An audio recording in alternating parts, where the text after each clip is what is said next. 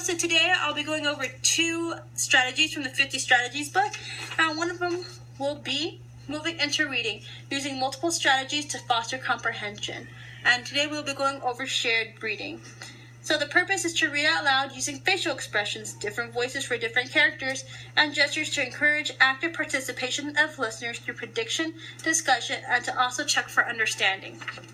So our first step would be to introduce the text. So we can introduce the text of the Song of the Teeny Tiny Mosquito. And we can also examine the cover and make story predictions based on the illustrations out front. So, I see a frog and a teeny tiny mosquito and some music notes. So I wonder what's going to happen in the story. Alicia, what do you think is going to happen in the story based on our illustrations? We could also encourage students to talk about experiences they might have based on the story. So our next step would be to read the book and track the print. So we would read the book and track the words using a pointer. And so I would read, and the students would also read along. And so I would use a pointer to make sure the students are looking at and saying the words as I say them. And the students may not know all the words, but they will hear you or me pronounce them as we point to them. So, the Song of the Teeny Tiny Mosquito.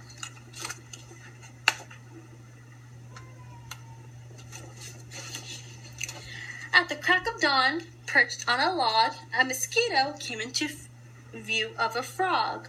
The frog, with the hidey-hi-ho, opened his mouth and took a quick gulp. Bye-bye, teeny tiny mosquito. Not thinking for a minute he'd done anything wrong, the frog patted his stomach and burst into a song.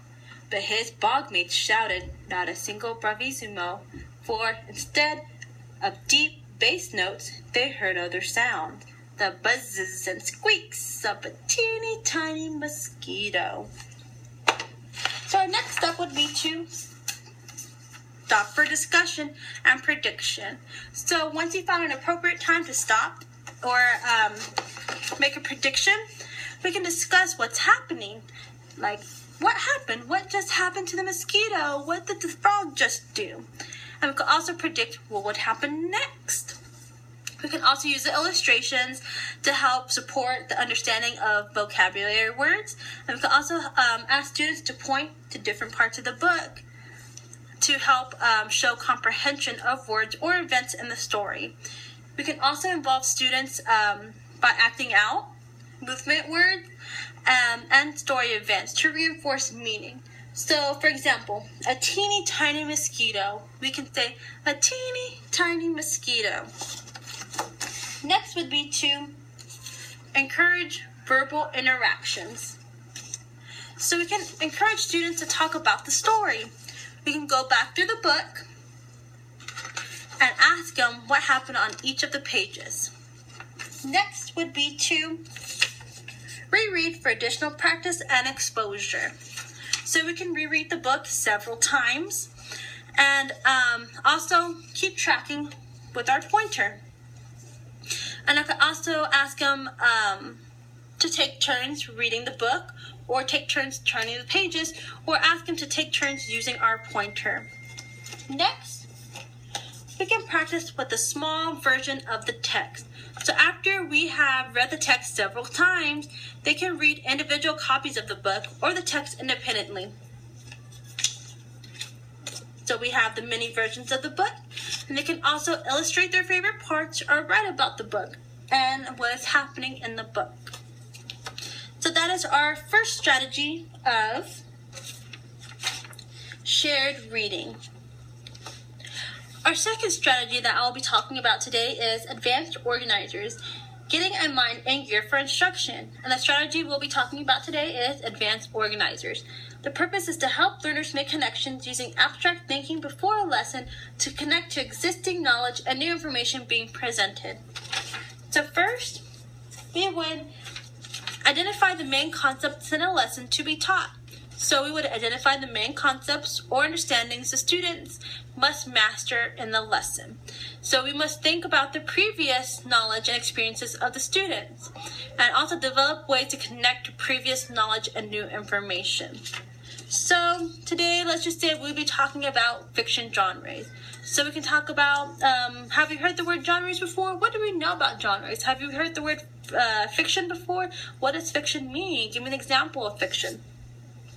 Next, we will design a way to connect your prior knowledge to the new concepts. And so this step, we would design a visual or hands-on learning experience or create a discussion topic that will encourage the use of known vocabulary words and relate new vocabulary words to what is already understood.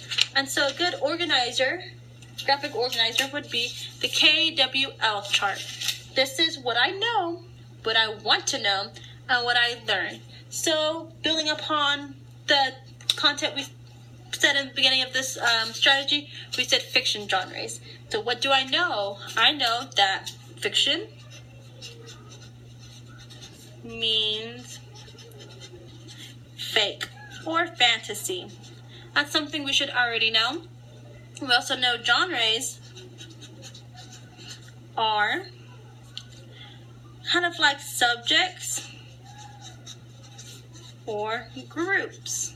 Okay, so that's something we already know. What do we want to know? How many types? That can be one. We might want to know how many types of fiction genres are there.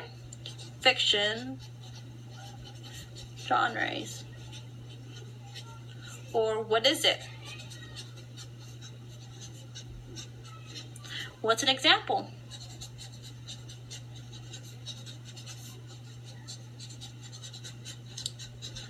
All right. So now that we have part of our KWL chart now, we can present the advanced organizer. We present the advanced organizer. And so now that we have designed our KWL chart, we will encourage students for discussion and also ask questions. And we would relate the new vocabulary words, the ones that are being taught, maybe historical fiction, realistic fiction, fantasy, folktale, or fairy tale, to our known experiences, and also use gestures and visuals and restated explanations. So mystery, have you heard the word mystery before? What history movie have you watched or seen before? And so next we would teach the new information. And so we would teach the new information, relating it back to our graphic organizer when appropriate. So what I learned would be assess the student's understanding. So we would use the advanced organizer and assess students' understanding before moving on to the next lesson. So what we have learned. We know that there is at least 6. Answering our question before, how many fiction genres? There's 6. And then one of them could be adventure. We also said fantasy. We also said realistic fiction. And as we present this lesson, we would also want to have it for the whole class to see. And of course, much bigger than my example. Big enough so everyone can see it.